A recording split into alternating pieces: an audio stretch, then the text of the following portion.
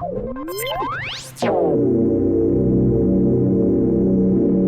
we learned that the terrorist group Hamas has upped the ante with regard to their terrorist activity from Gaza toward the Israelis. They fired now 220 rockets into Israel, mostly into southern Israel in the last 30 days. But today they made a tragic mistake. They fired 5 rockets at the city of Jerusalem. Now, this is a densely populated area, of course, obviously, as opposed to the sparsity of the population in the Negev region where they've been firing most of their rockets. Needless to say, it's dangerous no matter where they fire it, but when they fire it at civilian population centers, this is going to be a whole new deal. And I will tell you, I have a word for the leadership of Hamas, and that is you just made a big mistake. Because I will tell you that the Israelis are not going to stand for that. If you go after the major metropolitan centers, you can rest assured that even as I'm speaking, they are blowing Gaza to bits.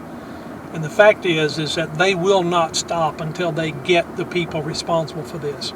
Of course, most of you are aware, I'm sure, that this started primarily, although Hamas is always just looking for any excuse, but it started primarily when 3 young Israeli boys were kidnapped and brutally murdered. And of course, there was then a revenge killing by a young Jewish man and a few others that certainly was tragic, and we mourn the loss of all life. But as a result of that, of course, then the Muslims started going crazy and rioting everywhere and so forth, as though the Israeli government is responsible for the death of this young Muslim Palestinian boy. In contrast to that, we do know that Hamas was responsible. They were behind the kidnapping and killing of those 3 Israelis.